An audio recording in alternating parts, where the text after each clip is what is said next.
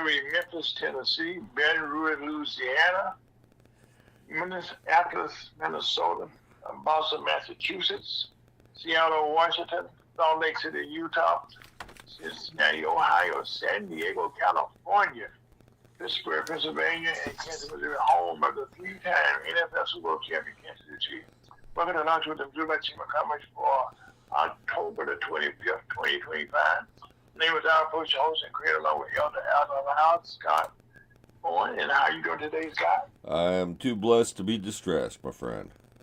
I know today you did mention the fact that the temperature dropped a little bit for you and your bike, so it's kind of fall. It's fall here now? It is here.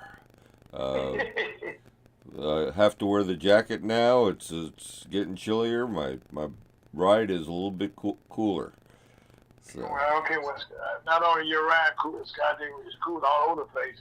Yeah. Yepper.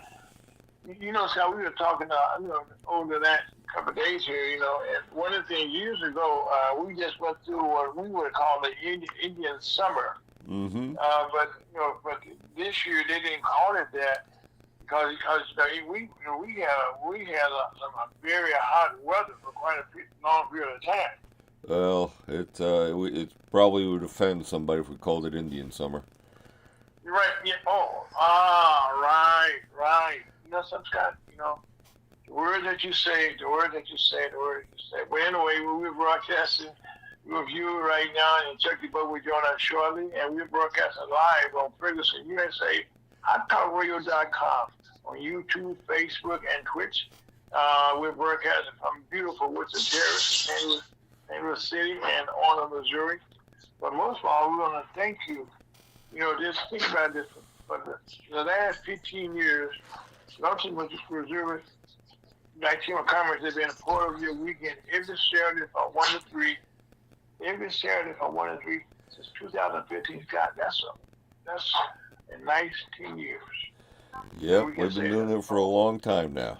You know, a whole decade, and also for people who miss us on the weekend, they can get us on Sundays and also on Wednesdays from 1 to 3 p.m. So we're but just think 10 years, things, in the last 10 years, we've seen a whole lot of stuff take place. I remember when the COVID first hit. Yeah. We were on the air then, with Chucky both talking about that taking place, but 10 years, a lot of this thing. But anyway, we want to thank all of our listeners, and hanging with us and being a part of our lives since then. And also, one thing that never changes is we're about to have our prayer with Elder Allen Lyles. And we all say this 3 times. And this is somebody that will allow us to go for us. Prayer with Elder Allen Lyles, who's the pastor of the Walnut Park Baptist Church located at 5547 Lynn Avenue, that's in North St. Louis, at 63120. And the prayer for the day will be a beautiful one. Prayer with Elder Allen Lyles, who's also the pastor of the Baptist Church located at 5547 Lynn Avenue in North St. Louis. That's in the Walnut Park area. Actually, the next verse you hear will be that of Elder Allen Lyles, who's the pastor of Walnut Park Baptist Church. Okay, 5547 Lynn Avenue. On that note, Allen Lyles. Good afternoon, everybody. Yes, sir. Let's bow our heads. Heavenly Father, we thank you for waking us up this morning. You didn't have to, but you did. Most of all, we thank you for your wonderful gospel, how that Christ died for our sin, was buried, and rose again. Now continue believing to the saving of the soul. Continue to make heaven your home before you sleep and after you sleep.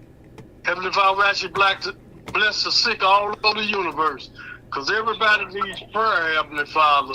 There's a lot of sick people out here confused by the Satan and his demon, and they need to be corrected, Heavenly Father. In Jesus' most precious name, amen. Amen. Yes, sir. Yes, sir. You're right there, Rev. A lot of confused person. Well, anyway, yes, sir. So, Rev, what you got for us this week? This week, we're in 34 of Isaiah. Okay, hold on a second. Isaiah, the 34th chapter, and verse 8. Okay, 34, verse 8. Okay. Isaiah 34. Okay, I'm ready, Real. You said verse 8? Yeah. Yes, sir, go ahead. And 34 starts off with the day of the Lord and Armageddon. Then verse 8 said, "For it is the day of the Lord's vengeance and the year of recompenses for the controversy of Zion." See, the Lord is stopping here. This is what my subject is coming from, is the day of the Lord and Armageddon. See, the Lord is talking to us concerning that He the one that's got vengeance. Don't nobody deserve vengeance but the Lord, because we all was wicked before Him. And we the one that caused the problem, not the Lord. Now, it's the day of the Lord, and we could go to we can read 34 and read from verse 1 through 8. Okay. Okay, it said, 34 said, "Come near, ye nations, to hear, and hearken to you people. Let the earth hear, and all that is therein, the world and all things that come forth of it. For the indignation of the Lord is upon all nations, and His fury upon all their armies. He had utterly destroyed them. He had delivered them to the slaughter. Their slain also should be cast out, and their stink should come up out of their carcasses, and the mountains should be melted with their blood. And all the hosts of heaven should be dissolved, and the heavens should be rolled together as a scroll, and all their hosts should fall down as the leaf falling off from the vine, and as a falling fig from the fig tree. For my sword should be bathed in heaven. Behold, it should come down upon Idumea and upon the people of my curse to judgment. The sword of the Lord is filled with blood. It is made fat with fatness, and with the blood of lambs and goats, with the fat of the kidneys of ram. For the Lord had a sacrifice in Bozrah, and a great slaughter in the land of Idumea. And the unicorn should come down with them, and the bullocks with the bulls, and their land should be soaked with blood, and their dust made fat with fatness. For it is the day of the Lord's vengeance, and the year of recompense for the controversy of Zion. That's the first part of this. This the Lord's day, His vengeance. This gonna happen to this world out here. That's why you need to be born again. Believe the death, burial, and resurrection of Jesus Christ. If you don't, you're gonna be under God's wrath, and it ain't gonna be no fun. We're just reading what you just read. We just read there. You talking about vengeance? Oh my God! I hate to be on the wrong side, and this should be, people say this is some vicious stuff. I mean, this is you talking about vengeance? This is vengeance. I got some more scriptures that compare with that. I compare scripture with scripture. Now go to Isaiah 63, verse 1 to 6. Hold on a second. Isaiah 63. Okay, go ahead. Verse 1 to 6. It said, "Who is this that cometh from Eden with dyed garments from Boraz? This that is glorious in his apparel, traveling in the greatness of his strength. I that speak in righteousness, mighty to save. Wherefore art thou red in thy apparel, and thy garments like him that treaded in the wine fat? I have trodden the winepress alone, and of the people there was none with me. But I would tread them in my anger, and trample them in my fury, and their blood should be sprinkled upon my garment, and I will stain all my raiment. For the day of vengeance is in my heart, and the year of my redeemed is come. And I looked, and there was none to help. and I wondered that there was none to uphold. Therefore my own arm brought salvation unto me, and my fury it upheld me. And I would tread down the people in my anger, and make them drunk in my fury, and I will bring down their strength to the earth. That's comparing scriptures with scriptures. I mean, it's still talking about the vengeance of the Lord. Rev, that is, in all my readings, to read those, put those two together, we ain't saw no vengeance, okay?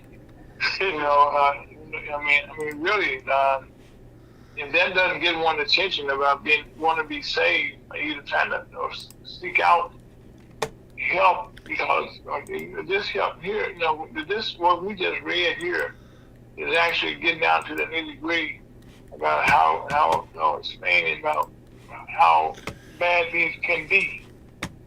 Amen. And the one thing that's consistent in this whole lesson here is the word vengeance. And the word vengeance, like I said, the day of vengeance is in my heart, and the year of my redeeming is to come. And and that's why I say, he tell you that the time is coming, and then when the time comes, the hell is all over you. Yes, sir. I got some more. If we could come on that time. Isaiah, the 2nd chapter. Verse 10 to 22. Hold on a second. Let's get to the real. Isaiah 2.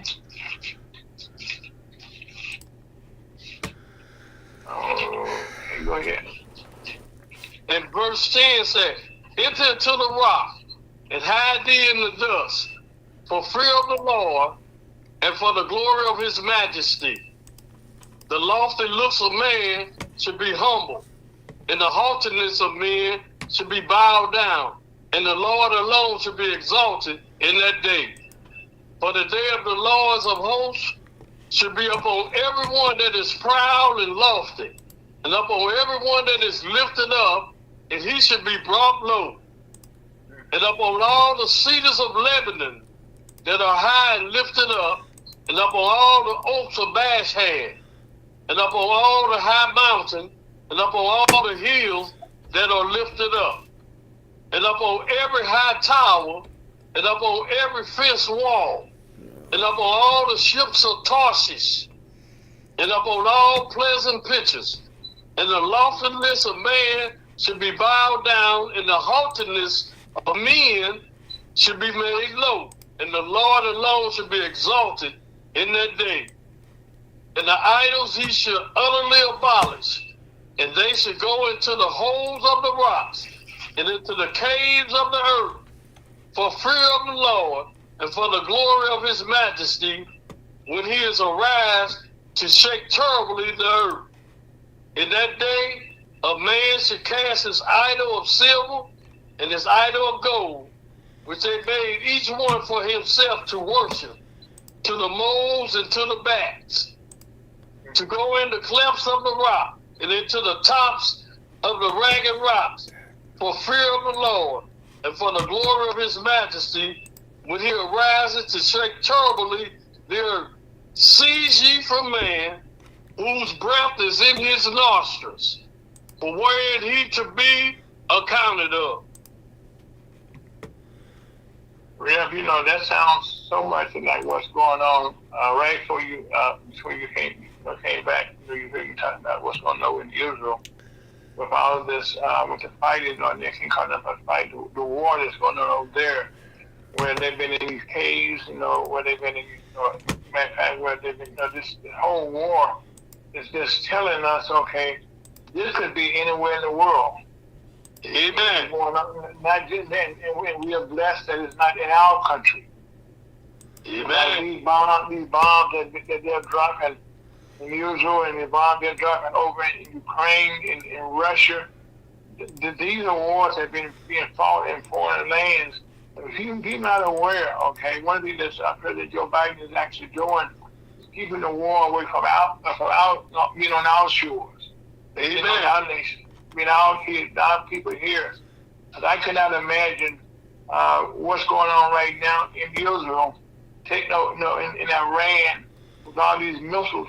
The one good thing comes out of this, Rev, is that the United States is showing his hand of the capability that it has to defend our country. Yep. And that's one good thing to me that's coming out. I'm seeing things I never thought was possible for you to shoot down missiles, before they can get to you, now where they get taken off at. So I mean, but now God is telling us right here, beyond any shadow of a doubt, shoot your friend, but you don't want to piss them off. I got another one, Ira, if I could go do that. Do it right quick, go ahead. Do it real quick, man. Do it real quick, go ahead. Okay, Revelation 19. Oh, you're going to tie it together, okay. Verse 11 through 21. Okay, Rim, go ahead. And that's the last days. That's what we're living in. And this is also talking about the second coming of Christ in glory. Okay, go ahead. And I saw heaven open, and behold, a white horse. And he that sat upon him was called Faithful and True. And in righteousness he do judge and make war. His eyes were as a flame of fire. And on his head were many crowns. And he had a name written that no man knew but he himself. And he was clothed with a vesture dipped in blood. And his name is called the Word of God. And the armies which were in heaven followed him up on white horses, clothed in fine linen, white and clean. And out of his mouth goeth a sharp sword, that with it he should smite the nation, and he should rule them with a rod of iron. And he treaded the winepress of the fierceness and wrath of Almighty God. And he had on his vesture and on his and on his thigh name written, King of Kings and Lords of Lords. And I saw an angel standing in the sun, and he cried with a loud voice, saying to all the fowls that fly in the midst of heaven, come together yourself unto the What chapter is that, great God. And I can stop right there. Okay, what chapter is that? That's Revelation 19. Or 19, okay. And verse 11 to 21. Rev, I think right now that kind of tells the story. You brought it all together in a timely manner, but right now you got to move on. But Rev, thank you so much. Just kind of sum it up, Rev, right quick, if you don't mind. Give us a summary. I'm going to sum it up with the name of the book. It's slow and to the point.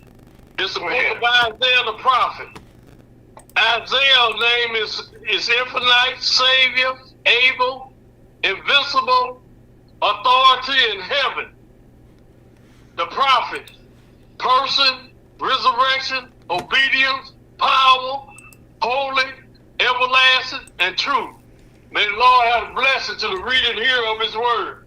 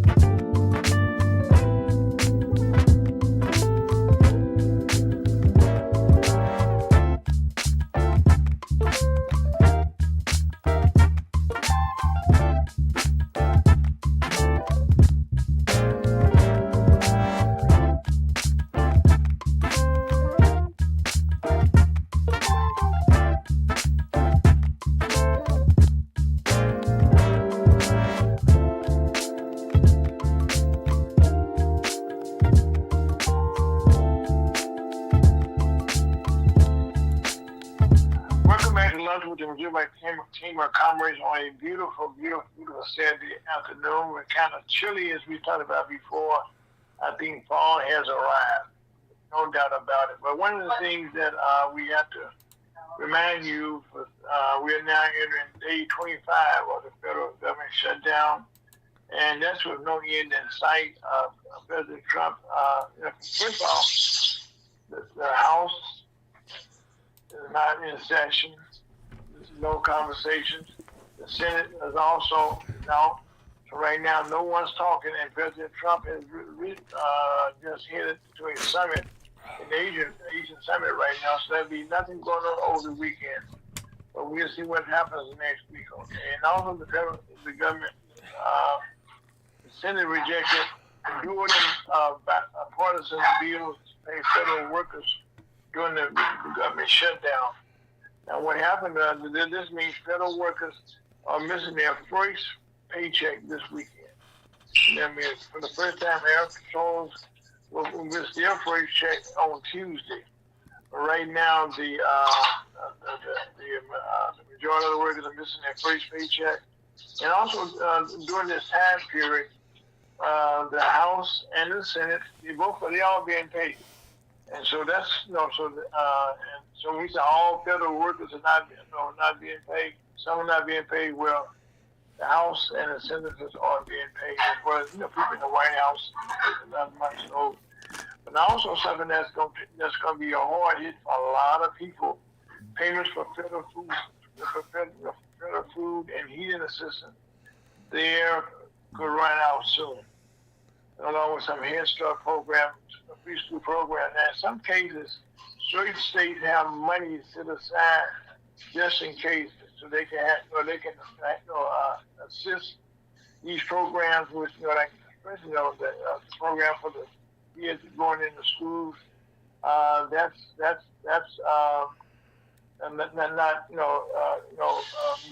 Not being affected.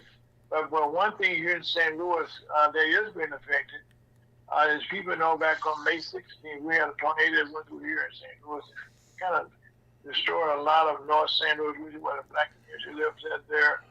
And the federal assistance, is not being released in some cases. Right now, with this cold weather hitting, this is not a good thing. But now the state and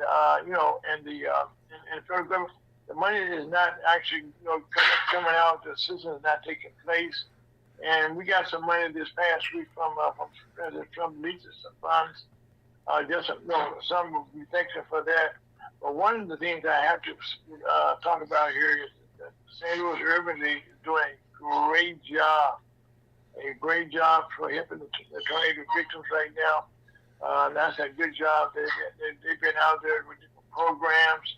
They've been putting food, to families. They've been providing assistance wherever they can, and constantly coming up with new programs to meet the needs of the people. So I want to thank Mike McGill, the friend of mine who's the president of the Urban League there. And I guess the good thing right now is they're actually picked up to carrying the ball, for the community, and also I would be somewhat remiss that we take some pride here in St. Louis that the St. Louis Gateway Arch, which is a beautiful national monument, was turned 60 years old this weekend. 60 years old. St. Louis Arch, it's the tallest national monument in the country, and it stands very tall. As a matter of fact, it's a work of marble. You look at it, been up in it several times. And if you're ever in the St. Louis area, naturally you can see it, or you're coming in, or if you land, you can see it. But we're proud to say that it is doing quite well. And also they're celebrating that. They did find some funds, for people to can visit. And also one of the good treats there, you can go up in the arch. We got some trams to take you to the arch top, and it's a beautiful view that you will never forget once you get a chance to go up there.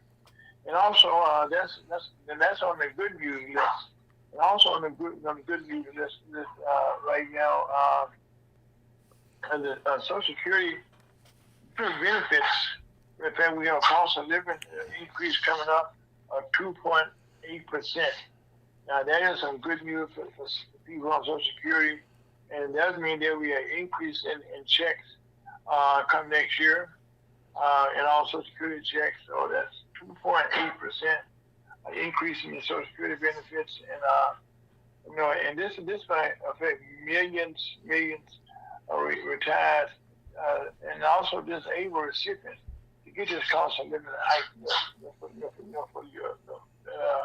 Because right now things are going up, and this is something the good news that this is going going up in the terms of some benefits for the community. Also, while we talk about the cost of living, there's also some good news in the fact that the mortgage rate fell to 6.19% for a 30-year fix. This is according to Freddie Mac. And in fact, this is the lowest rate this year. This time last year, the rate, interest rate was at 6.54%. So you can see that's a nice drop there. And right now, a lot of people will be refinancing. They can buy, but things are tight. And also this week, we will be getting the Federal Reserve Bank is expected to drop interest rates again. As to how much, we're not quite sure yet, but we will know more about that coming on Wednesday. I'm sorry, on the 29th will be the day that the Federal Reserve will make a decision on that. And also, this past week, we are happy to say that the Nobel Awards were announced. And unfortunately for President Trump, he did not get the Peace Award that he was trying to get. As a matter of fact, the Peace Award, went to Maria Cornoda.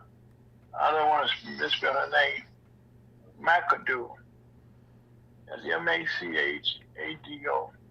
And she was a Mikado. Miss Mikado, okay. She got the Peace Award. Congratulations to her, and she became the 20th woman in the Nobel Peace history to get this award. So again, we're proud of her. And this is something that happens very very proudly. And also, among other things that we had in physics. We had, in fact, there are 6 categories that the Nobel, mix awards in. And one is peace. The other one is also in civics. And in that case, Mr. John Clark, he was able to get that. And also in chemistry. Now, this is going to be a good one. Mr. S-U-S-U-M-O, Susmo. Kitagawa, Kitagawa. I spelled that out, but I didn't want to mispronounce anyone's name. But right now, the next one is a tongue twister. Mr. Laszlo, I'm just going to spell this out, people, so forgive me. Krazahorkai. You want to take a shot at that, Scott? Give me the spelling again, please. Okay, Krazahorkai.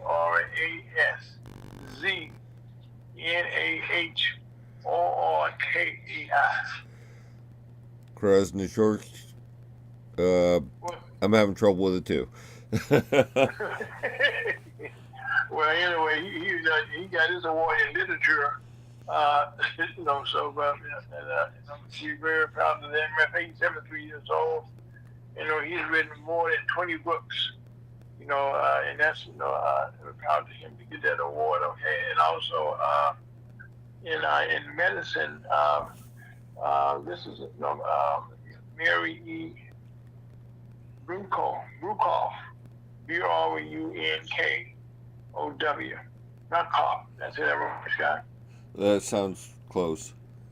Sounds close, okay. Now, that's why I said these are some names here And the last one that I'll do my best to try here, okay, will be in economics, which we all relate to that. Okay, it was Mr. Philippe. Philip, no, they spell it Phillppe. Philippe. Philippe. That be right? Philippe. Hmm? Philippe. Might be Felipe. Philippe. Aeglon. Agalon. Alphon. Aglon. Could be. Agalon. Okay, we're good on that one. Okay, so You've got a lot of acronym or a lot of alphabet names today. Yes, we do. Yeah, but these happen to be the Nobel class of 2025. Right. Okay, and again, I said we're proud to announce these to people. Okay, people only hear Nobel Peace Award, but that's one of 5, one of 6 awards that's awarded every year. That is something that people look for.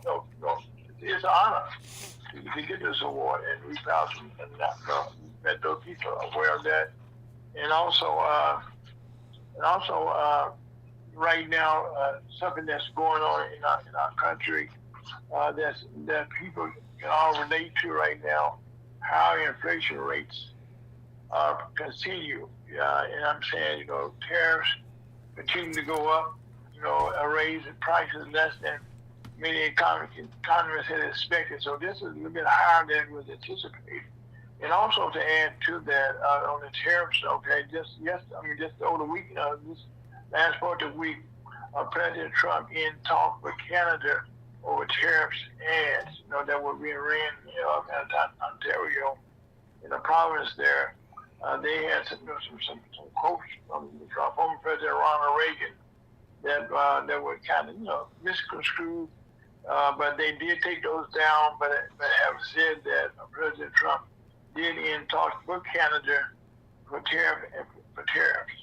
So now that's why these tariffs are up and down so much. Okay, it's kind of hard to say how and when this is going to end. And I think that's the thing that's creating a lot of problems for a lot of people is when and how these things these tariffs made the economy. Now, having said that, we have a problem that's taking place that's affecting a lot of people right now. We also talking about the consumers, complaining about the cost of prices of egg, milk, and another thing that's taking place here is coffee prices are continuing to go up. Almost everybody drinks some coffee, so that's not, this continued increasing the coffee. It's affecting a little bit everybody. And also, something that's affected a lot of people is this past couple of weeks here, President Trump helped out the country of Brazil with a $40 billion influx of cash. Our money was paid to them. Now, this is not sitting well with the farmers, especially here in the Midwest, especially in Kansas and Missouri. With the beef prices and with the tariffs taking place, our farmers here in Missouri especially are unhappy because right now people are not buying their cattle, and they're not, so that's not good.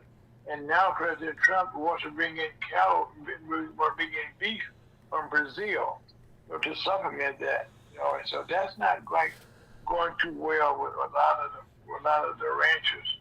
And you can understand why. Because this is not something that you're seeing. You just went through a recent problem with the. With the summer, this past summer, where we had a drought, where we had aid programs that they normally would sell their products to. Well, this year they didn't have a chance to sell those, and plus they saw the market shut down because the people, the countries that would normally buy from the United States, they went elsewhere. So again, this is not too well, in the farmers and in the ranchers market right now. So this is kind of how we're not a good time. And then also, speaking of uh, what you want to call it, good vibes. The European Union on Thursday. This is something that's been going back and forth here with Russia, as far as trying to get them to come to the table with Ukraine to have a deal.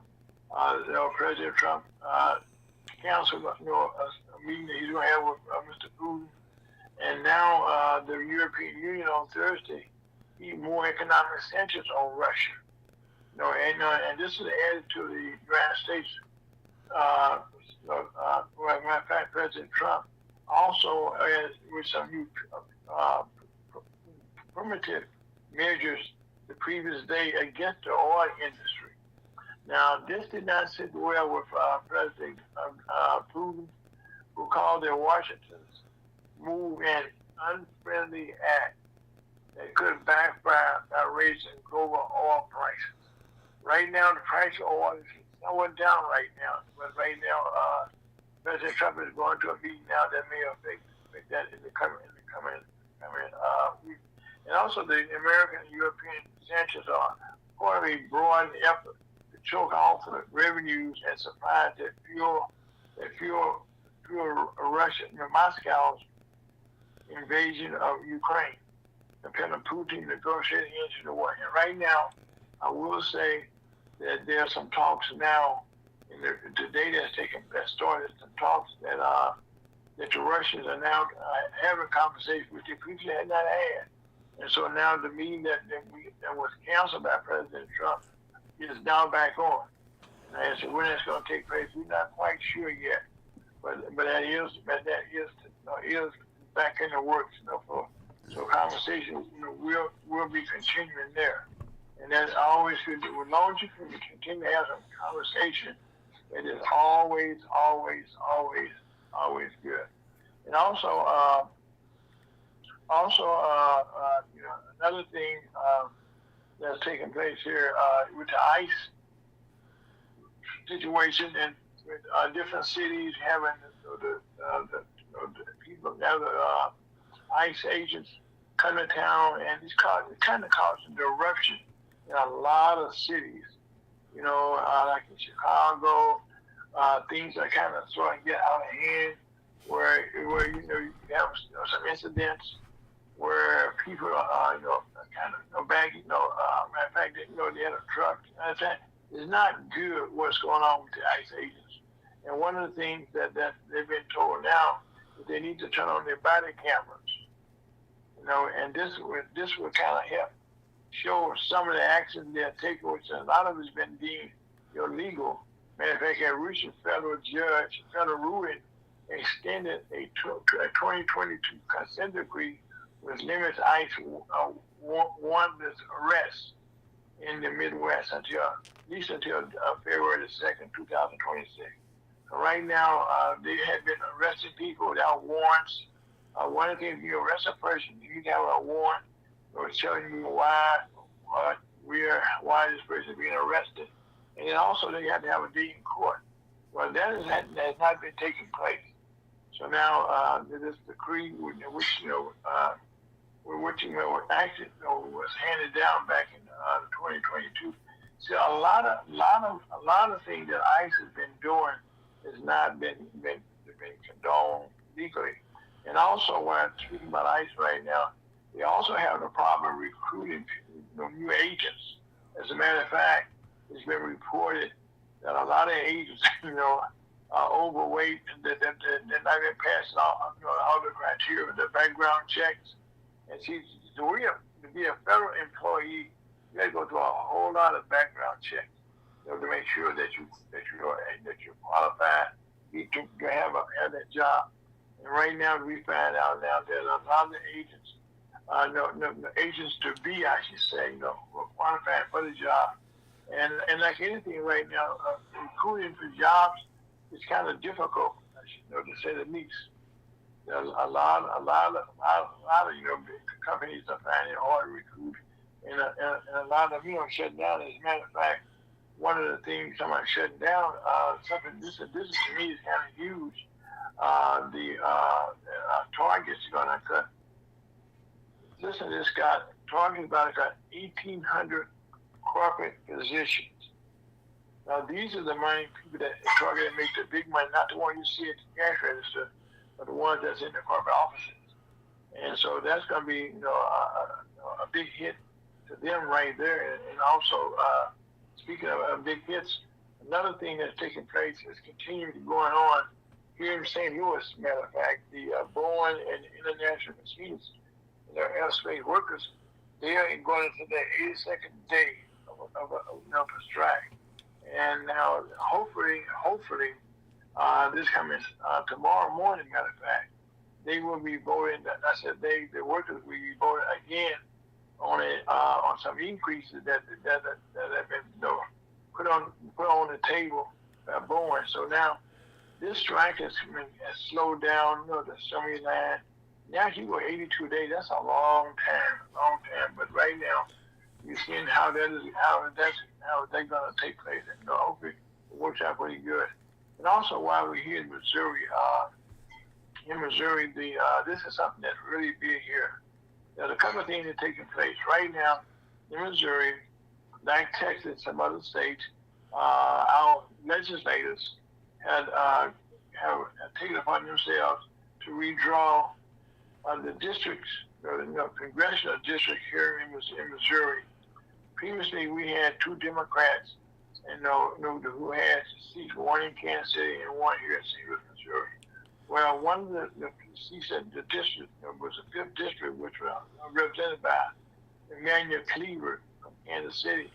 That has been taken off. They wiped that district out altogether. But also, while doing that, they also added, in that same series of bills, that they also, the legislators, the House and the Senate, which is controlled by Republicans, by the way, they have put a new wrinkle there for people like in Missouri. We have congressional initiatives where you can put a ballot out, then you can put it on the ballot. Okay, you can vote for changes in our Constitution. Well, in recent years, there have been several things that have come to the table and have been passed by the people. And so right now, the legislators in Missouri want to change the threshold. Normally, right now, this is a Constitution. This is what the Constitution has said for years and years and years. It says that you have a simple majority. Where right now, the Republicans want to raise that threshold a little higher, make it more difficult for that to take place. So just this week, the Missouri Association, Missouri Realtors, which you remember, Scott, and they get members all over the state have joined the effort to block the Republicans' bid to make it harder to amend the Missouri Constitution. Missouri Realtors asked a Cole County judge, and Cole County is in Jeff City. That's where the judge is there, to write a question on the ballot next year, asking voters to significantly increase the threshold for changing the Missouri Constitution via citizen initiative. The citizen initiative is a power Missouri voters approved for themselves more than a century ago. And so right now, in recent years, in our House and Senate, there have been bills that never will come to the floor, never got passed. So the citizens voted on themselves in initiatives. Among those that took place, they had a minimum wage increase. They got that passed and made that into law. They also expanded Medicaid benefits. And they also legalized recreational marijuana. And they also legalized betting. Now in Missouri, the governor who signs the bill and the House of Representatives and the Senate are controlled by Republicans. So right now, this is going to be coming up on the ballots in the election. And right now, this is a significant change because right now that threshold being raised will make it very hard for certain things to take place here in Missouri, which is not a good way for them to be doing it. Also, something that we also need to look at here at the White House. I know Scott and I talked about this. The west wing, east wing of the White House has been completely demolished by President Trump, and he planned to build a ballroom, about twice the size of the main residence. And also now, in doing this, Trump, normally there's a process that you have to go through to get this done, but President Trump has already tore it down, and now, this was done despite having approval from the agencies which had the jurisdiction over construction on federal property. None of those things was taking place, and right now the preservation is urged the Trump administration to halt the demolition until a plan for the 90,000 foot square ballroom can go through the required public review process. Matter of fact, right now, first of all, this cost of this ballroom is private funds that was paying that. And right now they have raised $200 million, but now this has been torn down. We've been told that it's going down $300 million, which is not good. But we're going to see now how all this plays out. And also, so right now, and Scott and I discussed this before the program. Most presidents, a lot of presidents have all made adjustments, made addition to the White House, so right now, this is nothing different than anybody else, right, Scott? That's correct. Even President Obama put a basketball court in there. Yes, it is. And I think I made some adjustments. Matter of fact, the each wing. You ever go into the White House? That's where you kind of walk. That's like a tourist attraction. When people go into the White House, I've been up there before, and that's just a corridor that you go down. It gets to the main residence. Now, so again, this is something that I will admit, that the White House probably needed more space. Okay, so we're going to see how this is all going to play out. And like I said, at this point, we're going to see how the approval process, we said this a couple of years ago, as these things take place, we want to try to educate our listeners on the things that are taking place in the law as we go through different things that are taking place. So right now, we have a chance to understand how the process goes. If you're going to make an addition to a government building, what agents have to review those things, and how they have to go about doing those things. So right now, the ballroom, you need it, because right now, our country has grown, in the years that the White House has been built, and we probably need more space. I agree with you on that.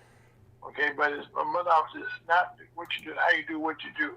So now, I think it's down now, so I think we're going to see how this is going to work out with the proper agencies stepping in now, and giving their approvals, for the size, for the changes that are taking place, and get as all this is the people's house, and everybody want to get in on it and get their thoughts about how this is going to take place. Now, also, another thing that's taking place here in Missouri. We've been having a whole lot of carjacking. We talk about this almost every weekend, and I just in Kansas County and St. Louis City, and carjacking are getting bolder right now than they have in the past. And also, our murders continue to increase. They drop and they say, but right now we continue to dominate the news with the murders, and the carjacking. And we also pray that this never happens to you. And another big thing that I want you to pray for is one of the gentlemen running for the governor of Illinois, Mr. Ryan. He lost his son and his wife, his daughter-in-law, and two of their sons this past week. And there was a helicopter crash. And during building. This is a loss to him two young kids, two young children, were killed in this crash. And it's been investigated. And his son been finding helicopters for a lot of years, so this is nothing new to them with finding helicopters. As a matter of fact, Mr. Bill used this helicopter. This is not his first term running for governor. Last time out. So right now, keep his family members in your prayers. That's Darren Bailey of Illinois. Please keep them in your prayers. And also, I want to say, thank you for making Missouri not too much. You might think coming for your weekend since 2015. God, we take a small break.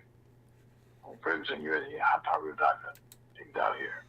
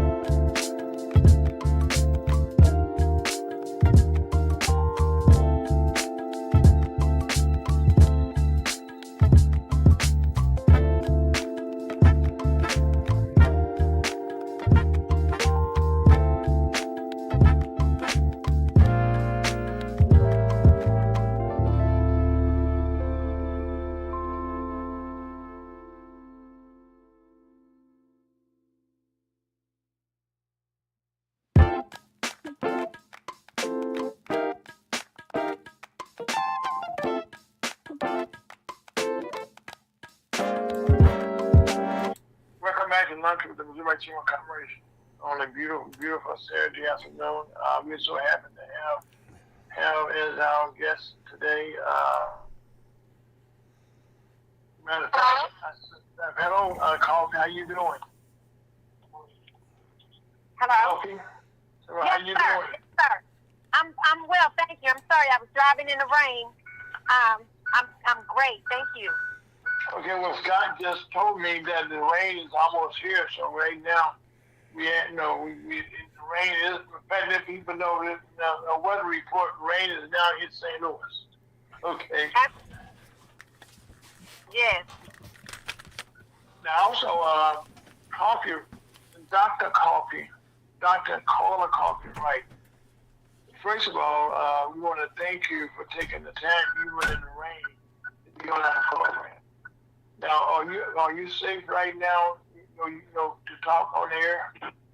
I am. Oh, okay. We want to make sure that your health, your safety is important to all of us. Now, Dr. Coffee Wright, Carla Coffee Wright. You are a community leader. You can become a community activist. You wear many hats. You also ran for office for the state senate, okay, and some other offices you ran for. So now, Dr. Wright, what would you classify yourself as being your title in the community? You wear many hats. How would I classify myself? Yes. Well, I think you said a lot right there. You said a mouthful. Yeah, I know. That's not point.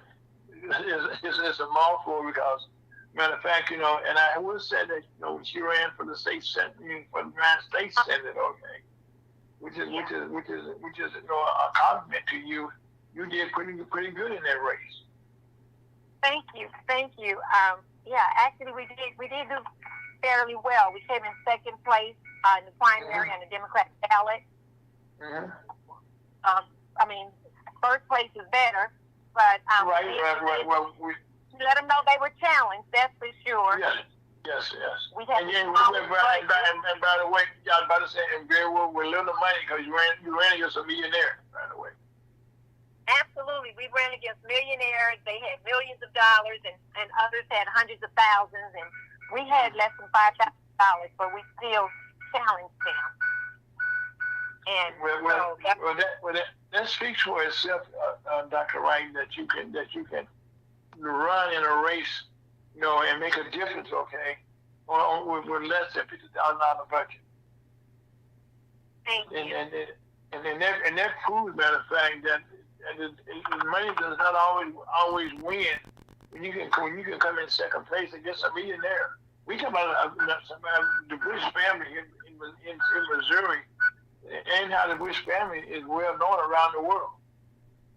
Yes, they are, and because of their beer and products and millions of dollars and the beautiful horses and all that comes with it. But so that's one of the things that I've done in the past, and I continue to fight. And I'm also, the writer of the Juneteenth National Anthem. But as we continue to fight, okay, let's stop right there. Okay, tell us about you wrote that about the Juneteenth National. Tell us about that. How did that come about? Well, I've been a part of the National Juneteenth organization for the past couple of decades, and we've been fighting. We were put together by the late, great Dr. Ronald Myers, and we fought for Juneteenth to be a federal holiday, and we finally achieved that in 2021, June 19th. And so I wrote the anthem prior to Doc Myers' death, and he approved it and loved it, and so that's what that's what we go by. But wow, in addition, that's an honor right there. That's an honor. Man, I didn't know that. Okay. Yes, and as a result, when I was last year, I got the opportunity to recite it at the White House, and in doing so, after I left, well, actually on one of our down days, I went to the African American Civil War Museum, speaking to just get a look at my grandmother's grandfather's name that I was told etched in steel there. And I got a chance to achieve that along with viewing 229,000 other African Americans' names who all together made the decision to join the Civil War, which is left to the North winning the Civil War. And so if it wasn't for tell us about that. That's another real history. Yes, sir. If it wasn't for our black men, bottom line, enslaved black men as well as free black men agreed to fight the Civil War.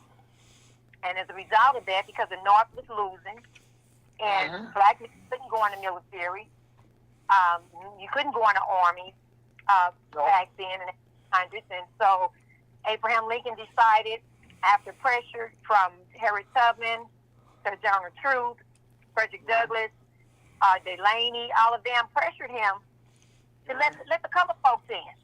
And when he saw he had basically no other choice, he allowed them in. And our black men kicked butt, point blank. They kicked butt. And if it wasn't, and we have to also pat our black women on the back, because 400 of them pretend to be black men, and they joined as well. Wow. And the most popular one name was Kathy Williams. She told him her name was William Cathay. And if it wasn't for the fact, that she got hurt, they realized she had a little too much up top and not enough in between. They would have never known that she was a woman and not a man. But you know. She was determined, right? That she was determined. She was determined, okay, to help our country. Absolutely, and help our black men, because behind the black man is a good black woman. And yes, it is. Yes, it is. So she and I agree on that. I mean, because that's the whole thing about that. That not enough respect is given to the black female of the role that she has played, in our history. Because some of the people that you mentioned, Ms. Cousins, a whole lot of other people, without their efforts, the Underground Railroad and things such as that, we would not be where we are right now in this country. For black, freedom and stuff goes. Yes. But I guess what we have to push is we have to continue to share our history with one another, and it's not just my grandmother's grandfathers, but everybody.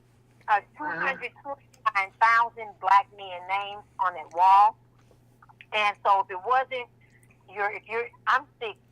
So if you're in my age range, it was your grandmother's grandparents. It could have been their great-grandparents. If you're a little older, it could have been your grandmother's dad. But their name, believe me, is in D.C., mounted in steel at the African American Civil War Museum. And the thing about it is, with their name being there, if it's not your grandparent's name, then it's her brother or her grandparent's cousin. Somebody in your family. Someone in your family, absolutely. Before we go, Dr. Wright, before we go any further, Scott and I were talking the other day, and I should have asked you. I thought I was going to ask this question: how did you get the name Coffee? Well, I think cocoa is too sweet, and I'm the darkest one in my family. So I think that kind of, I used to think I was adopted as a child because we all mixed with a bunch of stuff and a bunch of different notices. And my mom is what they once identified as high yellow. She's very light skinned, or she was. My dad, like I said, I'm the darkest one in my family. I have a sister that we're 11 months apart, and I think they call that, is it Greek twins or something? I forgot what they call it. But when you're born in the same year. That's Irish twins, Miss, or Dark Irish Coffee. twins. Okay, Irish twins. But but she's light. You know, she's really light, and I'm brown skinned. You know, but nevertheless, You got some beautiful skin, by the way. You got some beautiful skin, by the way. thank you. You know, and they say the darker the berry, the sweeter the cherry. So I'm not mad, okay? Okay. But I tell you, what I wanted to share is, as a result of seeing our ancestors' names at the Civil War Museum on the monument, I said we got to bring it to St. Louis. We have to let people know. We have to let them know that their ancestors' names are there. And so what I did was I donated, as well as dedicated, some land that I have that's right across the street from what they call Fairgrounds Park. I'm on the upper end. You know, it borders Natural Bridge, Kasu, Grand, and Fair. So I'm on the Kasu side. And so the land that I have, I decided to dedicate that to the Colored Troops Buffalo Soldiers 13th Amendment Park. I named it that. Because let's digress, okay, so we can understand. Fairground Park, okay, is one of the parks that has a big history in St. Louis history when it comes to blacks, okay, get equal rights. We go to the swimming pool that's in Fairground Park. Yes. So it has a big history there. As a matter of fact, I used to... It was a race ride in Fairground Park, I think, that you're speaking of. Yes. Yes, maybe back in the 60s, I think, somewhere around there. Yeah, in the 50s it was, because I remember former Alderman Freeman Bosley, senior, okay, wrote about it and talked about it, how the fight took place up there about the swimming pool. Right. And it was but right now, this past summer right now, and summer's passed by, matter of fact, as a kid, I used to go to the pool up there myself at Fairground Park, and a very nice pool. If people are not aware, was well taken care of. As a matter of fact, I said this in another life. I used to be chairman of the president of the Fairground East Neighborhood Association, so I have a good relationship with Fairground Park. Now, so that's how I'm asking this question. Now, give us the location of the monument, the land that you donated. Okay, so I didn't donate it to the city. Right. I didn't donate it to Fairgrounds Park. Right. What I donated it to is to the Colored Troops Buffalo Soldiers 13th Amendment Park, and that's what I named it. Okay, now that's a cross London Park. So, on what part of the park is that located? At the corner of Cotton and Warney. And so, it's at the corner of Cotton and Warney. Okay. Kasu and Warney. The address is 4007 Kasu Avenue, St. Louis, Missouri. I'm familiar. 63107. And I'm here now, as a matter of fact, as we speak. And so, actually, not only we have a gift shop that we're looking forward to opening, as well as an education center. And so that'll be the gift shop and education center. We have, when you pull up, you'll see a sign that says Colored Troops Buffalo Soldiers 13th Amendment Park. It's a large 6-foot by 5-foot sign made of wood and stone. And in front of it is will be the Moses Dixon Path to Liberty. This is where the bricks will be. All right here, personalized engraved bricks with your name on it, the name of your organization, your business, or whatever. And Moses Dixon is the gentleman from St. Louis. I think he's originally from Georgia, but he lived in St. Louis, and he trained 50,000 black men to overthrow slavery before the Civil War ever happened. Taught them how to fight, shoot guns, and all that. And so we named it the Moses Dixon Path to Liberty. In addition to that... Okay, now that's digress. Okay. You're breaking up, Ira. Okay, hold on a second, Scott. Let's get that right quick now. Okay, how's that, Scott? Much better, thank you. Okay, now coffee, well, Yes. I call you coffee, okay, because that's the name that you go by, and it's known by in the community, okay, coffee, okay? Yes, so, sir. Okay, so right now, how many, quarter of an acre of land on that corner. That's a nice size corner that you have there. Yes, nice size. I don't know the actual footage, but it's a nice size, and so the thing about it is it's sacred because this is where our black men lived, ate, slept, was medicated, was hospitalized because during the Civil War, they named this Benton Barracks. And Benton Barracks, Fairgrounds Park was Benton Barracks. And so that's where our men ate and slept and everything. And then in the Fairgrounds Park that we see today, it was double the size. So right where we are, I'm not really across the street from Fairgrounds Park. I'm in Fairgrounds Park because it was double the size, and it went back north of Fairgrounds, where Fairgrounds is. So we're right here in the heart of it. We have been able to, by selling bricks and taking and robbing my piggy bank, we were able to get a buffalo 7 feet long, 6 feet tall, a statue of a buffalo representing the Buffalo Soldier. We were also able, and let's go back, Harvey. You don't mind. Mm-hmm. How big is this buffalo? At least 7 feet long and 6 feet tall. And I love to see some photos of it if you can maybe put them on your website. And so we're excited about it. My excited is excited. And so you're right. And then in addition to that, to represent the color troop, which are all of our grandparents' grandparents, it's not just about mine. It's 229,000 black men that were enslaved and free black men that fought that Civil War. So represent they created their own flag. They carried the American flag and they carried their own flag. The slaves created their own flag and they had a silver eagle on it. Wow. And nothing but God, I stumbled across a silver eagle that's 4 feet tall with a wingspan of 10 feet. Wow. Representing, absolutely. That's all I can say is ooh-wee. Wow. So we have that. So we're looking for donations because we have to secure it. They're paid for. They're still at the place where we ordered them, where we bought them from. They came from out the country, and they're not getting any more. The company is actually closing down. They're closing down now. The old guy is in his 90s. He's been around forever, and he said he's ready to shut his doors. And so he's like, Coffee, why won't you let us deliver them? We're delivering it for free. What's the problem? I said, the problem is theft. The problem is security. We have to make sure that they are secure.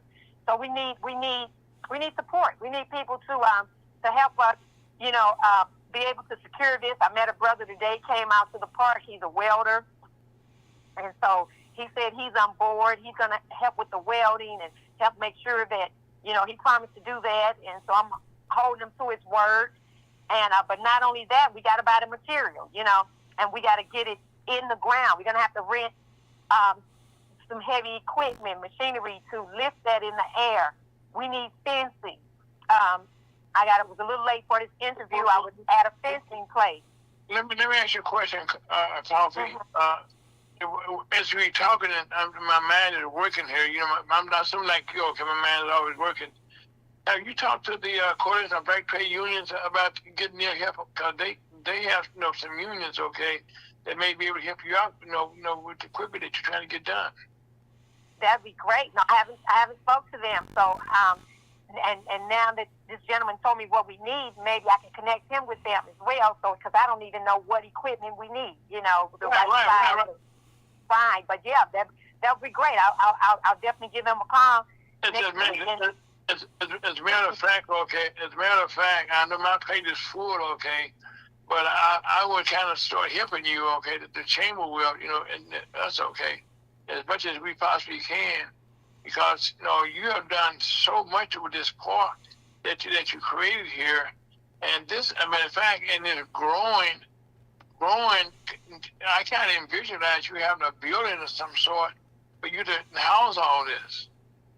It has a small building. We have a small building, so that'll be the education center and the gift center. So, back then they didn't have dog tags, but we're gonna be able to do dog tags. So if you lost your dog tag, you can get enough. If you have 10 kids and each one of your kids, everybody want daddy's dog tag, well, guess what? We can make 10 of them for you. Everybody gets a dog tag. Can have souvenirs and maps, and more importantly, a giant book with all the soldiers' names listed in them, so you can see your ancestors' names right there. I can't guarantee we're gonna have the names written on the wall here, because even if someone said we'll do it for $1 a name, that's $229,000 I don't have, you know. Uh-huh. But we definitely have the eagle representing. We have the buffalo. We're in the process of trying to get the fencing to close it off, because right now it's Right. Cause I'm about to say on that point that let's be honest about it, okay?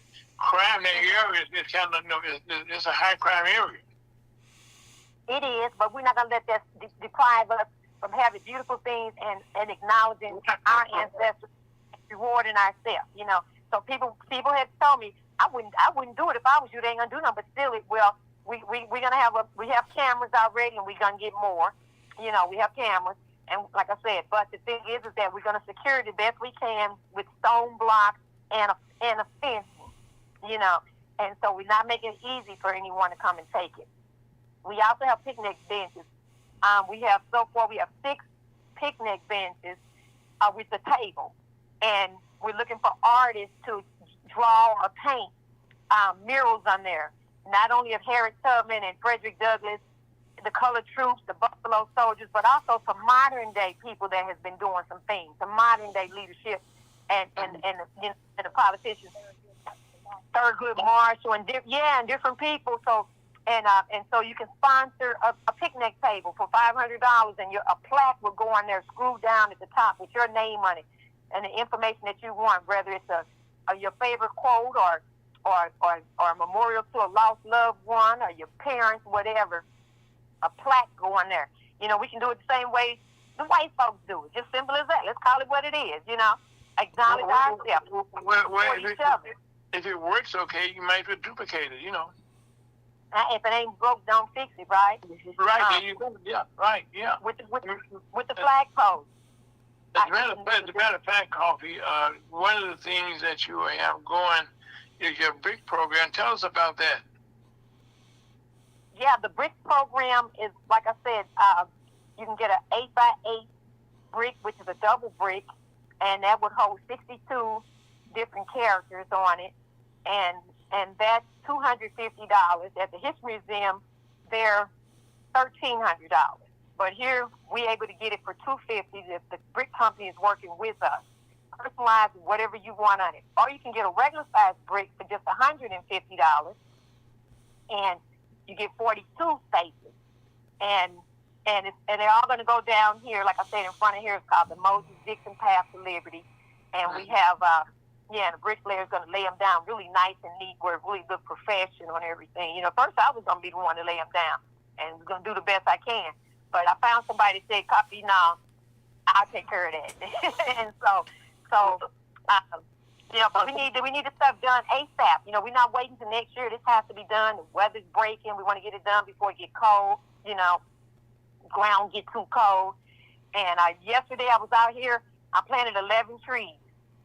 And one of my friends came down.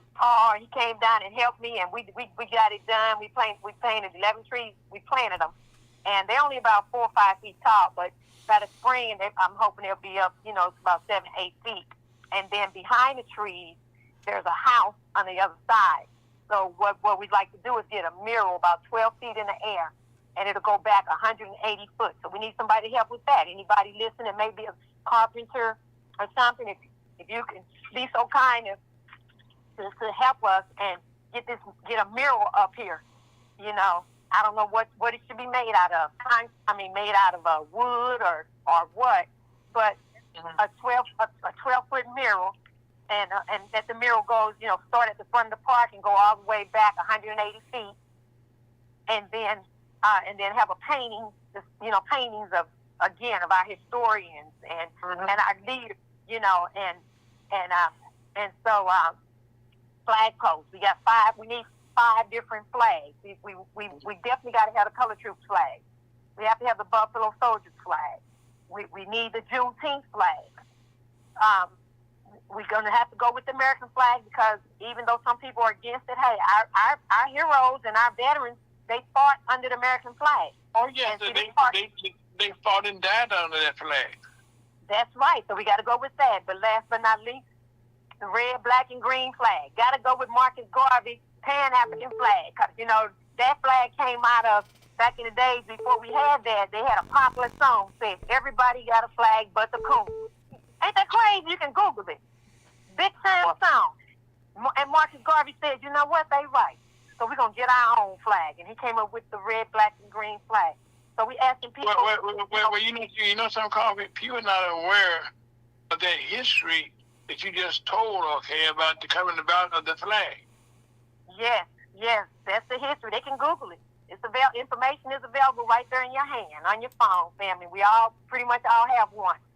So yeah, so those we need those 5 flags. So we asking people, can somebody buy us a flag? Can they donate a flag to the park? And what we'll do is make sure a plaque with your name on it, same as the one that'll be on the picnic table. A plaque with your name on it will be on the ground right in front of that flag, donated by some, you know, in your business or however you want to be recognized and remembered, right? Mm-hmm.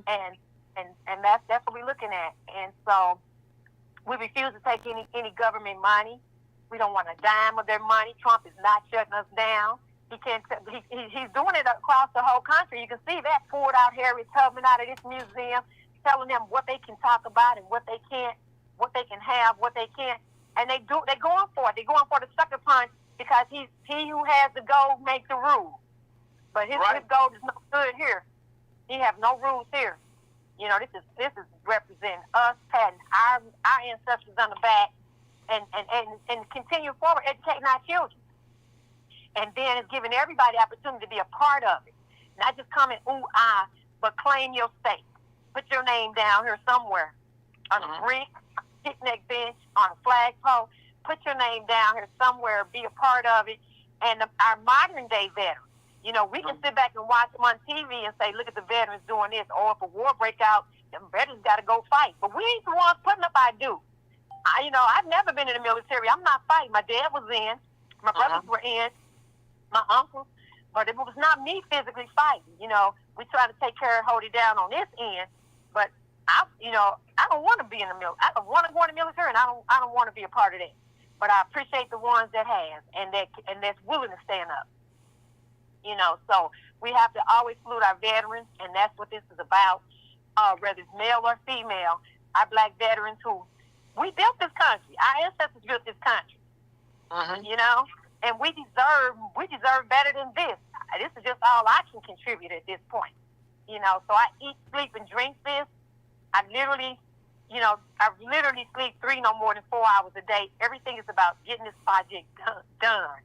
You know, and I don't know if it'll ever be complete because I think of more things all the time. Ooh, what about a waterfall? You know, what about, you know, I think it's, you know, but the building right now, you know, it's pink, it's chip paint, it's not the greatest looking, but, you know, in my mind, it's going to have those stones on it and a copper colored roof.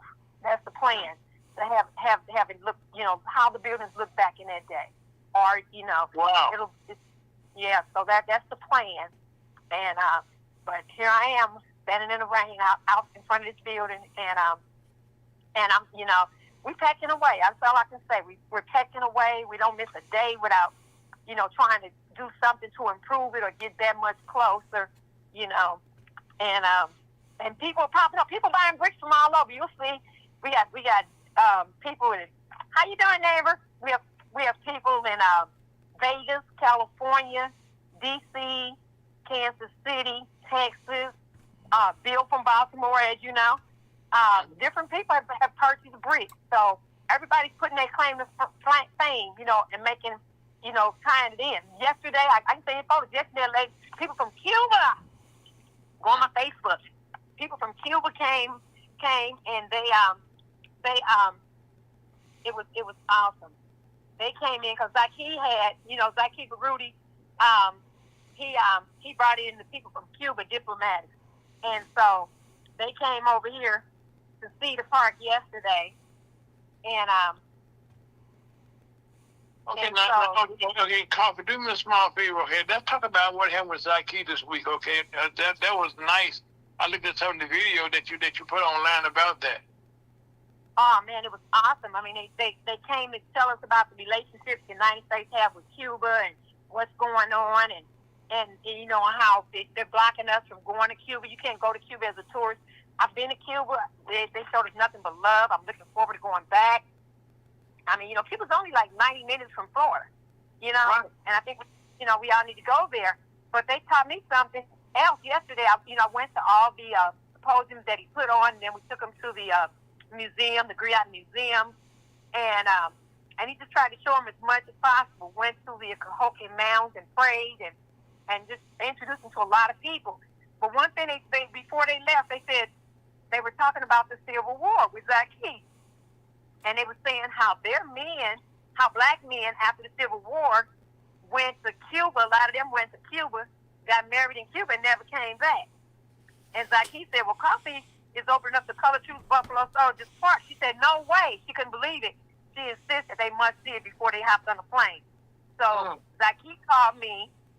I just had breakfast.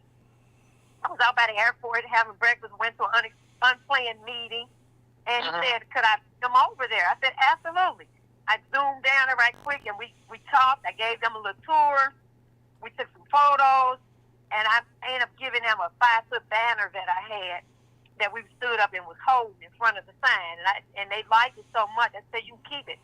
And come to find out, one of their top filmmakers in Cuba is doing a movie and a documentary on the Civil War, on the relationship with the United States and Cuba. And so I had to give them the banner. I said, take it. Right, that banner going to be used, okay, in many places.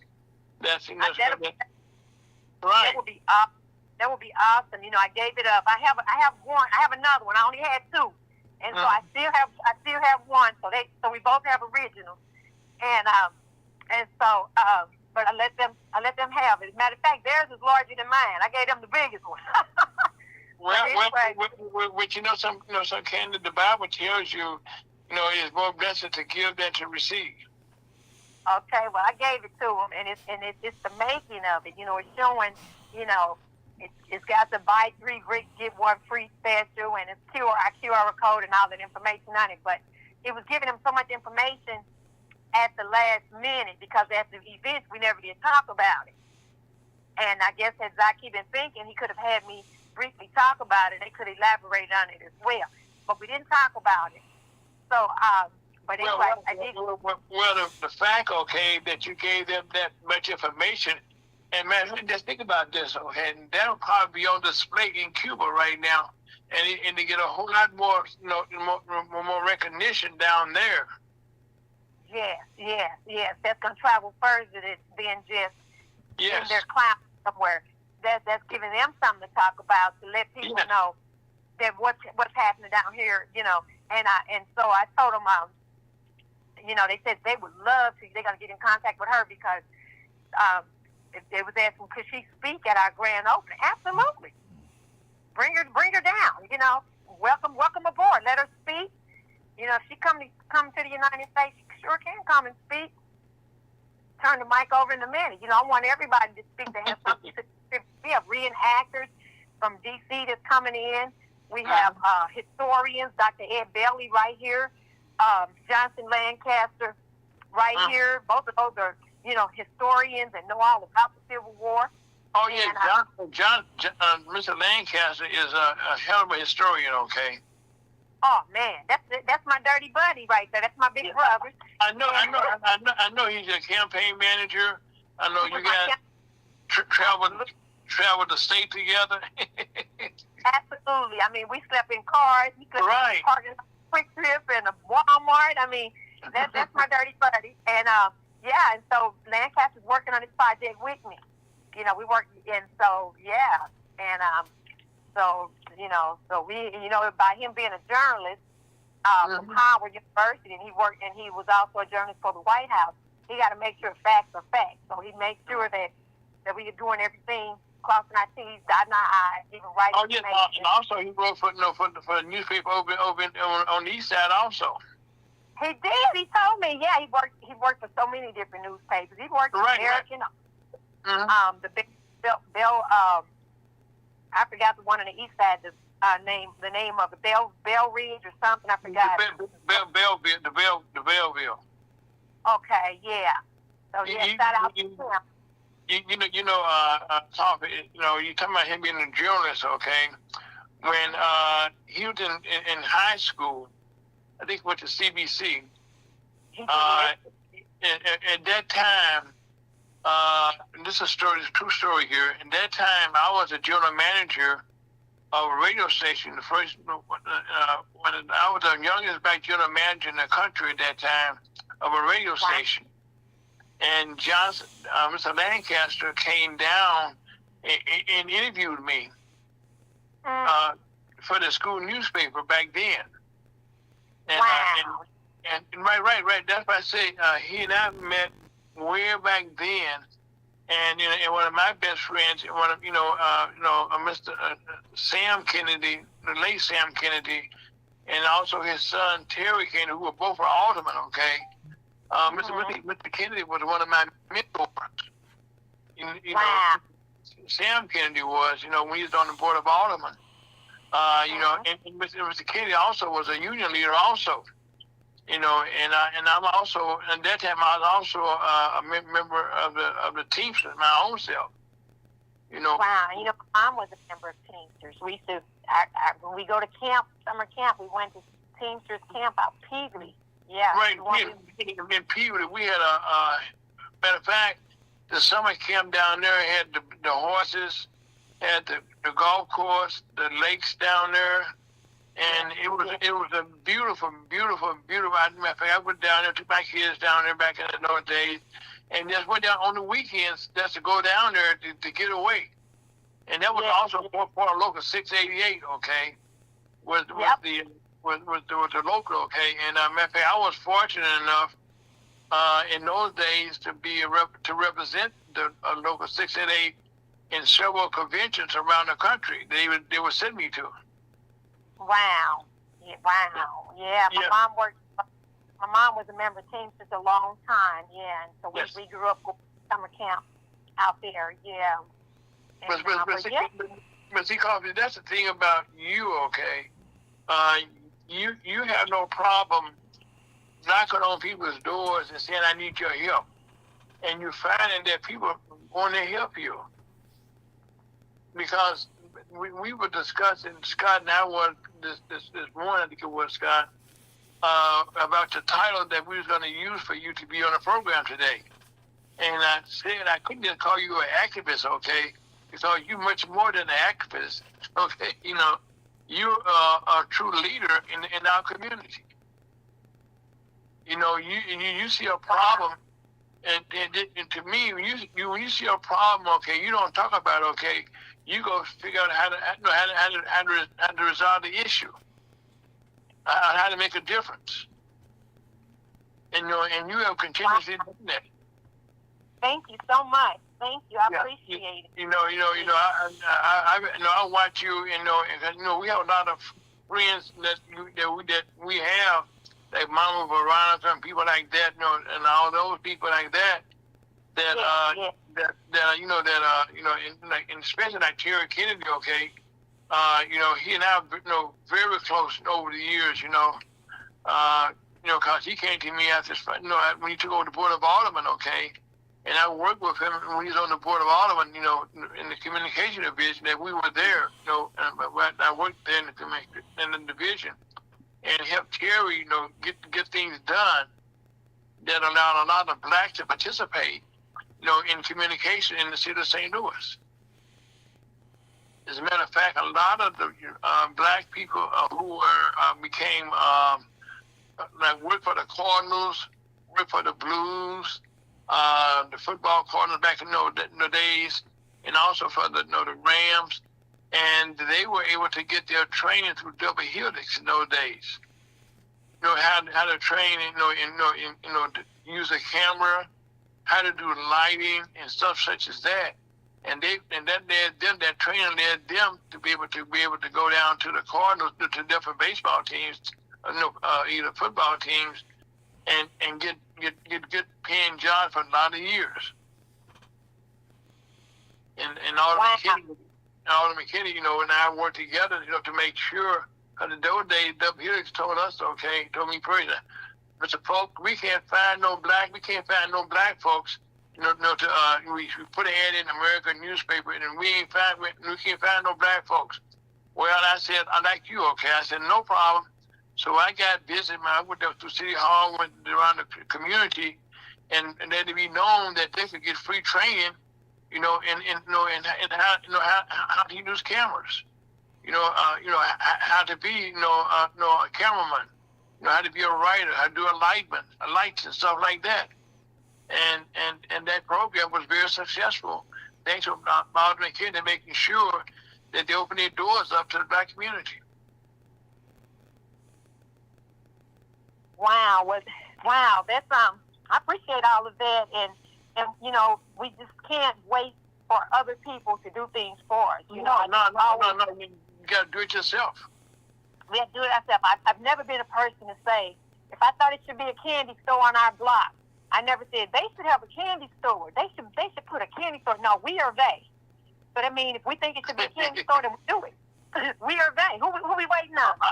I like that. I like that philosophy. We are they. We are they. And so, nobody cares that that these little kids over here don't have any candy and they have to walk 2 miles barefooted and get up at 4 in the morning. We got to put shoes on, and we got to bring it close. Well, that's why I said this morning, Scott and I were talking, and you just demonstrated, what I told Scott, that you are a leader in our community. Thank you. Thank you so much. Just listen to you this morning. Let's take to Buffalo. Well, you ain't got to Buffalo.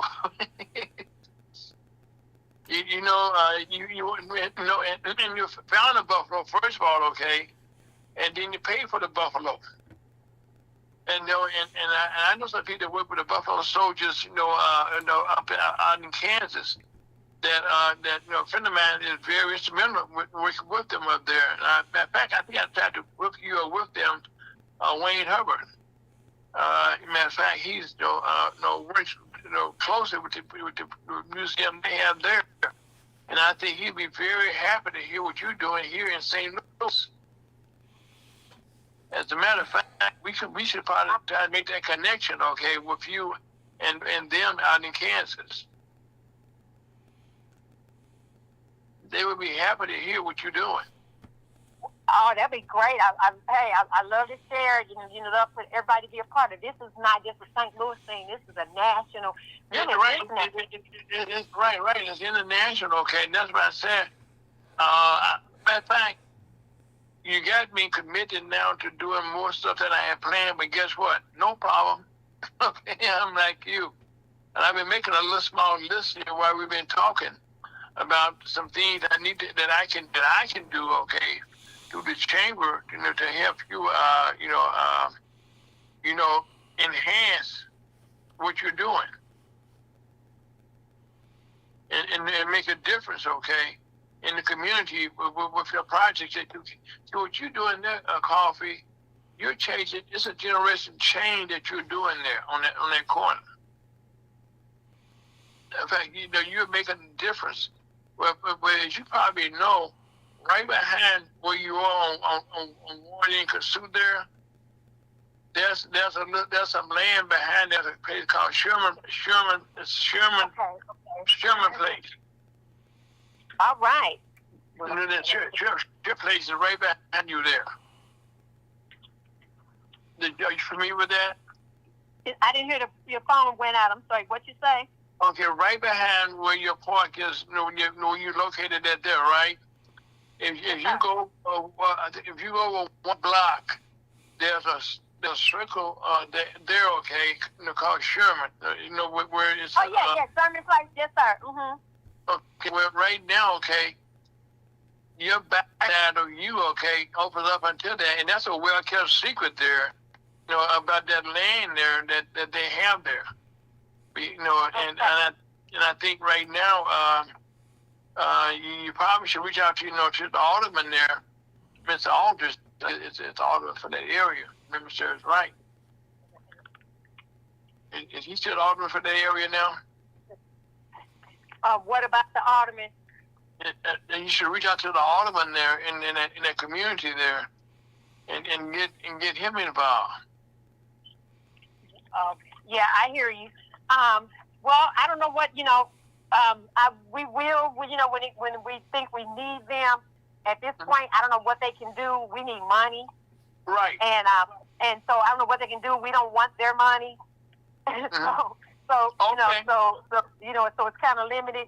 Like I said, I just can't take any. This is for the people, by the people. It's donations and fundraisers. That's it. We don't want. They're not running nothing here. Okay. This ain't about getting votes. This ain't about. I don't bend, and that's why I didn't get millions from doing my campaign. I didn't get millions. I didn't get hundreds of thousands. I didn't get all my money came from my pocket and the supporters who put in $1 here, $5 there, and it added up to less than $5,000. And I know one way it could have been shooting myself in the foot because but the causes that people wanted me to support, they can't control us like that. Because it's not what's best for it's not what's best for me. It's not what's best for the few people. It's what's best overall for the majority. And I've always looked at things that way. When Coffee. One of the things, okay, that I admire about you that you can. Well, you remind me of myself, okay. okay. I don't want people to control me and tell me that I pay for this, okay, so you got to do this. Right, Because, they'll do that. And oh yeah, right. And Scott been knowing me for a long time, and I'm a person that I do it. I do it my own self the hard way, if need be. Even right now at our station here, we're doing it the hard way here, okay. The way we do, because we have free speech. That's why you can come out here and speak freely, okay, about what you're doing. Thank you. It is freedom of speech. And which allows you, okay, to tell the people the facts that you're telling that nobody told before. You know what I'm saying? And that's why we want to be one of your supporters, okay? And that's why I say I'm not sure all the ways that we can interchange with each other here. Now, usually interchange that we will, that way we can, that's the interchange. That means we can connect to each other in such a way that we can bond and to make a difference in our community. Oh, Scott. Our ancestors made this happen for us. Right. And see that's the thing, Coffee. Too many times, people forget how they got here. You know what I'm saying? And they don't look at it. Thanks so much, Johnny. Well, because we can't. We just can't. I don't need them to fill my pockets. I don't need them to. What good is it going to do to put some money in my pocket and help me fight for something that I know it's not going to help our people? Then what about my kids, my grandkids, my great-grandkids, and all that? How do we win? How do, when your daughters and sons gonna pick a bride, even if your daughters and sons are okay, but what about the families of the people, the rest of the people in your families, and the people that they marry and their friends and all that? No, it ain't about one person.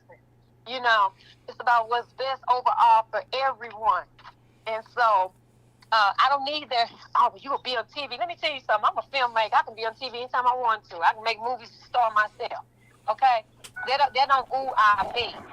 I've been in movies anyway. Denzel, Devil in the Blue Dress, Robert Townsend, 5 Heartbeats, all kind of, Point of No Return with, just all type of movies and stuff. That means nothing to me, And so, you can't buy me. I'm not for sale. No, coffee. That's the thing.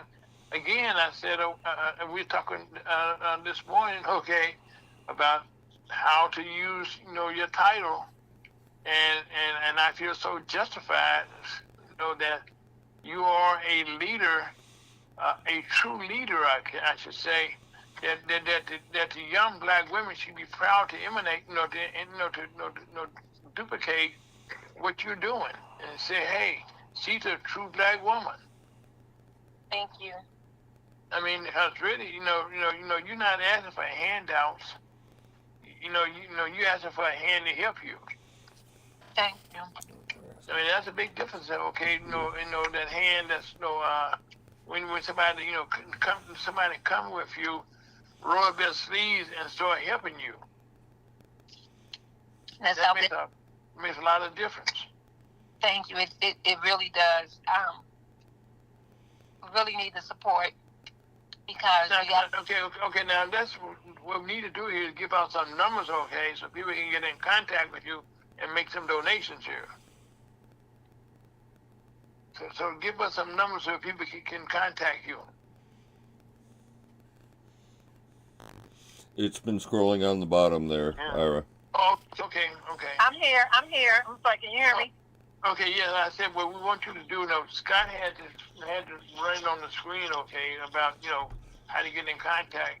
But I want you to kind of give it out yourself verbally. One of the things that Elder Lyles tell us, okay, on the program, you got to say it 3 times, write down how they can contact you, and get and reach out to you. One of the things I know your brick program, you need money for that. So how can a person donate, get a brick? What's that number?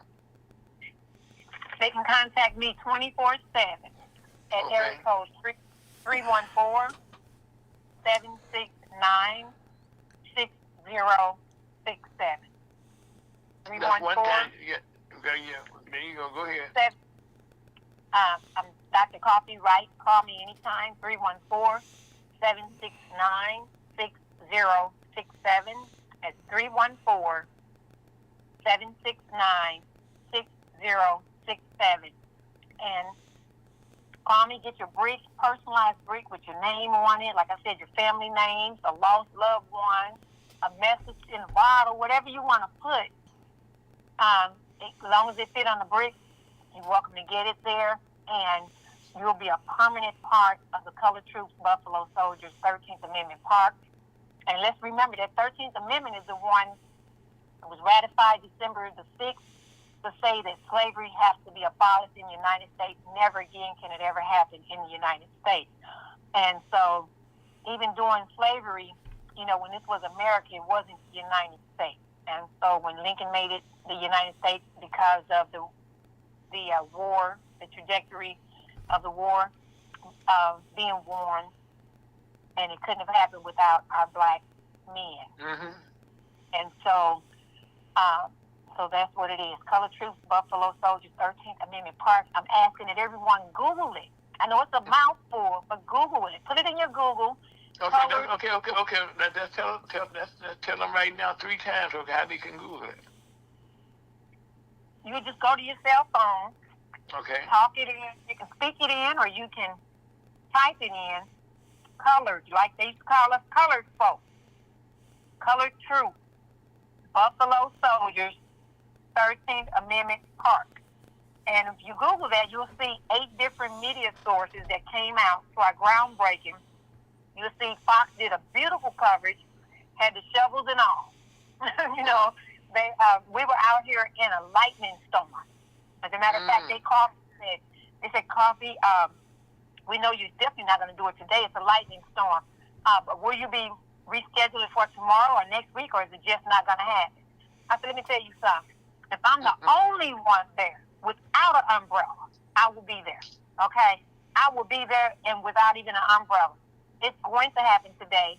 It's not being rescheduled, and it happened April 4th, 2025 this year, the anniversary of the assassination of the late, great Dr. Martin Luther King Jr. And so, wow,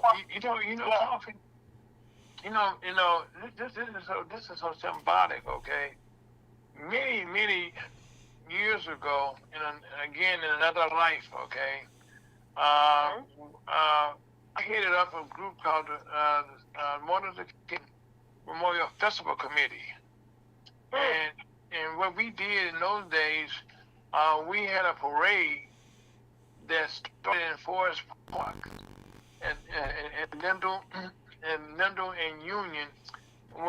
Went down Union to went down Union to Delmore, made a right turn on Delmore, and went down to oh my God, what's that street right there, well past Kings Highway, where the actual Dr. King is located, and we walked right past the statue there. You know, Euclid. Okay, we went down Euclid Avenue, past the statue of Dr. King statue. At Fountain Park. In Fountain Park, right? We passed Fountain Park, then went over to Wold Park. We made a left there at Martin Luther King, and went down to Wold Park where we had a festival there. You know, and we did that for several years because we were trying to make Dr. King a holiday in those days. And you know, and it wasn't a holiday. And then what we also did around that, we also had a skate-a-thon. That, you know, on the skate-a-thon, what we did with Mr. Foggy up at Skate King, and we started again the skate, you know, for the skates, you know, we went down, you know, London and Union to Delmore. Then this time we went down to Vanderbilt, and went from Vanderbilt over to Fairground Park. Wow. And then we were raising money because in those days, if you recall, there was a problem with some young men being killed in Atlanta, Georgia. Okay. And so we raised some money to take down to the King Museum. You know, to raise awareness, and it's still, you know, to put some money down there for the families that were, you know, was losing their loved ones. 5 minutes, Ira. Wow. Yeah, thanks. Yeah, so really, yeah, we were working very hard. As a matter of fact, we kept on doing it, okay. And once the holiday became a reality, we stopped doing it. As a matter of fact, we had a banquet down there at the Pascal Hotel, which I know you're aware of. It was one of the first black hotels in the country. Wow. Well, you know, I have to say thank you. Thank you so much. Thank you for your service. Thank everyone for everything that they've done. Because I stand on you all's shoulders. You paved the way for us to continue to fight, and what I'm doing is preparing to pass the torch on to the other generations. You know, there are 3 generations under me. I have children. I have a granddaughter that's 23, and I have a great grandson that's 4. So that's 3 generations. Congratulations. Thank you so much. And so thank you all for all you've done. And I'm also just want to be clear for the listeners that are of other nationalities. Thank you all if you were on the right side of the fence, because we didn't do this alone. And I realized that there was a white man by the name of John Brown that a lot of people are not aware of, that was good friends with Frederick Douglass and Harriet Tubman. Yes, and he started off being racist, but then he got to know black people. He got to understand, and he decided that slavery was wrong, and he wanted to do something about it. And the story goes with John Brown is that he and his sons, they overthrew the armory at Harvest Ferry in Kansas City, Missouri, and they hijacked it, stealing all the government's ammunition, artillery, everything, gunpowder, you name it. And all of that was with the purpose to overthrow slavery. Unfortunately, they got overtaken by the United States government, and they were hung, he and his sons. So a lot of white people have risk their life. We will be honoring John Brown here as well. He will be on the mural. He and his sons, because he did good deeds to help us. And then, of course, you know, there were the Quakers. There was the little white ladies that put their laundry and their lantern out. One light means it's safe to come. Two lanterns Right. means don't come. You know, Coffee. And I gotta sit on the air, okay? We went to Wright through the helping of Scott, okay? Is one of those individuals, okay, that has been a beacon in the black community when it comes to Ferguson, USA, HotTopics.com. I want to thank Scott on the air, okay, for all that he's done to help me do what I do every Saturday for the last 10 years. So, Scott, I want to say on the air, thank you for being, you know, what Coffee just said, a white person, okay, a white man, okay, that's been there for the black community, so help, okay. Now let's have this. Well, thank you very much. You know, and I appreciate you. Thank you. And we need, you know, because people need to know that. Black people need to know it, yes. As well as white. You know, yes. It's you know, we're not gonna make this a black and white thing. It's a poor and rich thing. It's a right and wrong thing. You know, and always Scott become one of my best friends. Like we like family, okay. You know, in our family. You know what I'm saying? But you know, with him, okay, and he's been a beacon, okay, and a supporter. I believe, I get it, absolutely. And so, you know, this is, you know, this Colored Troops Buffalo Soldiers 13th Amendment Park is recognizing history, fact, not. And right now, and Scott, some kind of way, okay, we're gonna put you in the park here, okay, for what you've done for us here today. You don't need to put me in a park. I'm fine. Thank you. Scott, you know, son, I knew you would say that, okay? Get him a brick, Ira. I am. Scott, a brick. Yes. There you go. Get him a brick. I'm gonna get you a brick, Scott. I'm gonna get you a brick, Scott. That's what I said. You gonna be in the forest, Scott? I've never been stoned before. Huh? I like that. Yeah, but no. You have been a blessing, Scott, you know, for the black community here in St. Louis. Okay. Yeah, I I appreciate it. Yeah, you know, and I want to thank you not just to your, you know, like we talk about right now on the air, that what you all that you continue to do, okay, and you do it, okay, because you want to do it, and you do it with joy, and we have fun. We do. Thank you. We have fun. We have fun. I hate to say this though, but we're running out of time, Ira. Okay, that's the thing that time on Candy. I'm sorry, Candy Coffee. I want to thank you, by the way, for filling in for Chuck DeBow, who could not make it today, okay? So you glad you stepped into that space, okay? You got a late start, but you made up for it at the end here. And I just want to thank you for being a part of the show today. Nonsense was about you, my comrades. Again, that's Dr. Carla Coffee Wright, and community leader. And what's the name of the park again? The Colored Troops Buffalo Soldiers 13th Amendment Park, family. Colored Troops Buffalo Soldiers 13th Amendment Park. It is Googleable. I am Googleable, Dr. Coffee.